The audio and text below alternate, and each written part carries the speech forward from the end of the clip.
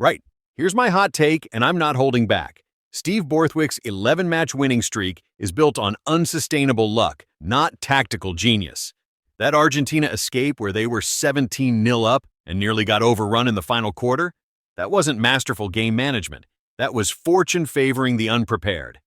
This England side is winning ugly through sheer bloody-mindedness, not genuine tactical evolution.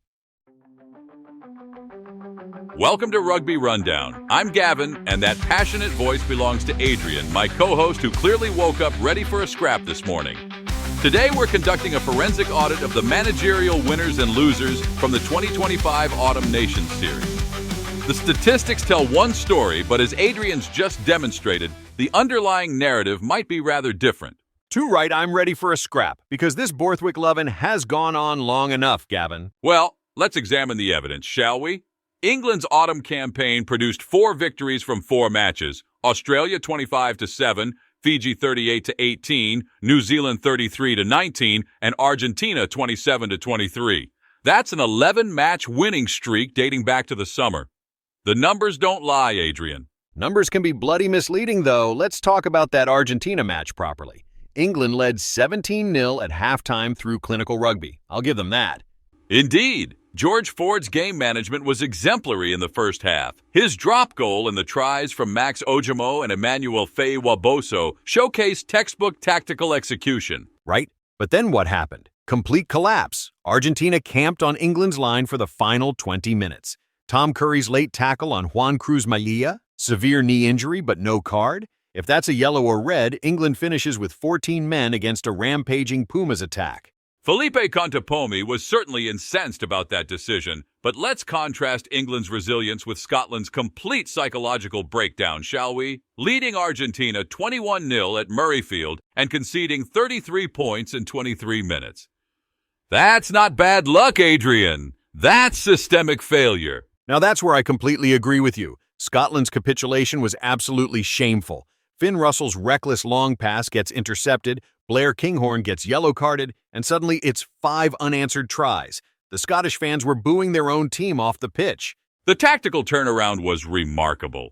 Contepomi's introduction of Pablo Matera and Santiago Carreras completely shifted momentum. While Townsend's substitutions were reactive and ineffective, Contepomi's were proactive and devastating. And then Townsend had the audacity to make those entitlement comments. I don't know if there's an entitlement around beating the All Blacks in Argentina. Are you having a laugh?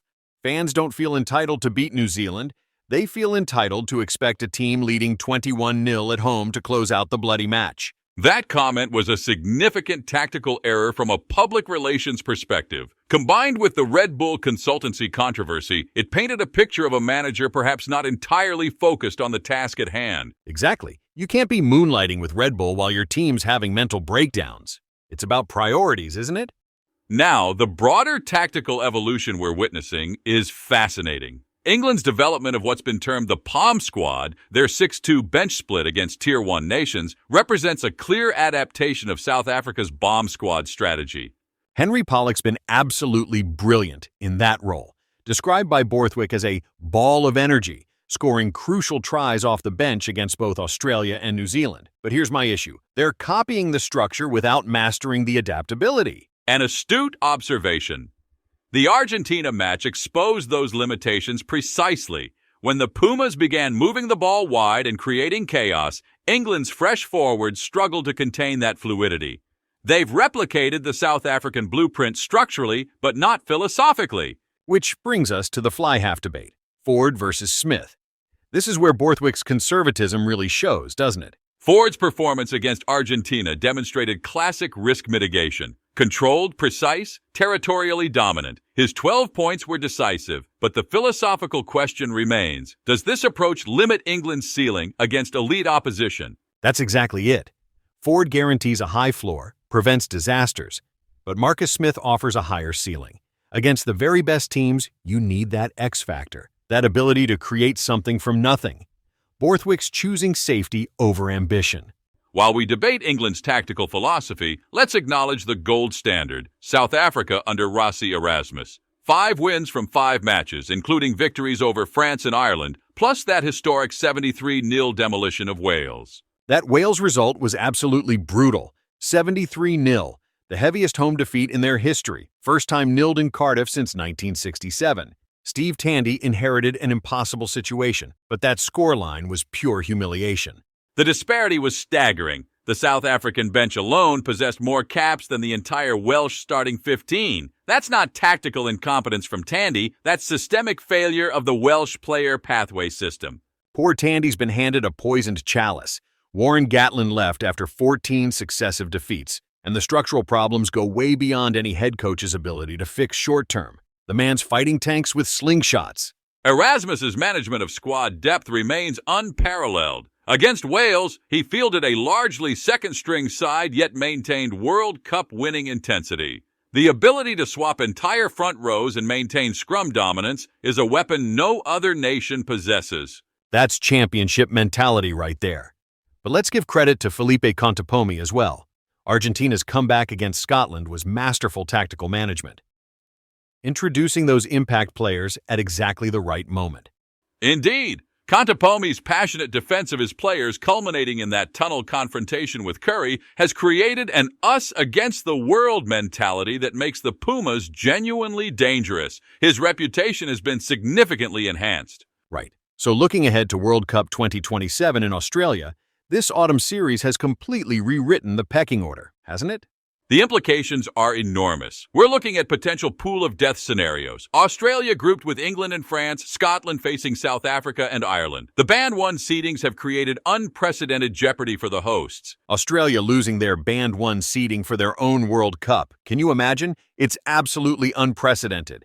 Joe Schmidt's got a massive rebuilding job on his hands after that winless European tour. The December 3rd World Cup draw cannot arrive soon enough. Teams with the most work to do before 2027, Australia faces complete structural rebuild. New Zealand needs tactical innovation to solve those third-quarter collapses. Scotland requires psychological rehabilitation. And Wales needs a bloody miracle.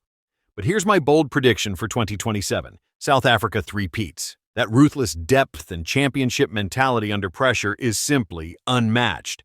They've built a 36-man squad where everyone can perform at World Cup level. A compelling argument. However, I believe England could be the dark horse. If Borthwick maintains this forward-based system and resolves the fly-half dilemma, they possess the tactical discipline to advance deep into the tournament. The question remains whether they can solve their adaptability issues. I'm not convinced, Gavin.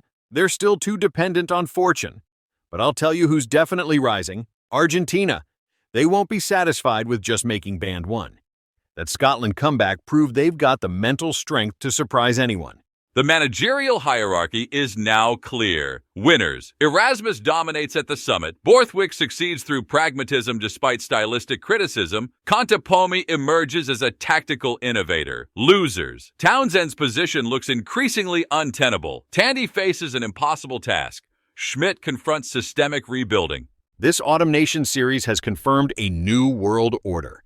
The gap between apex predators and everyone else has widened dramatically. December 3rd's World Cup draw will determine who survives and who gets fed to the lions. That concludes today's Rugby Rundown. I'm Gavin, alongside Adrian, and we've dissected the managerial winners and losers with our characteristic blend of analysis and passionate debate. The road to Australia 2027 has begun, and it's defined by ranking points, not reputations. Subscribe, share, and remember, in rugby, fortune might favor the brave, but championships belong to the tactically ruthless. Until next time, keep your eyes on those ranking points because every decimal matters.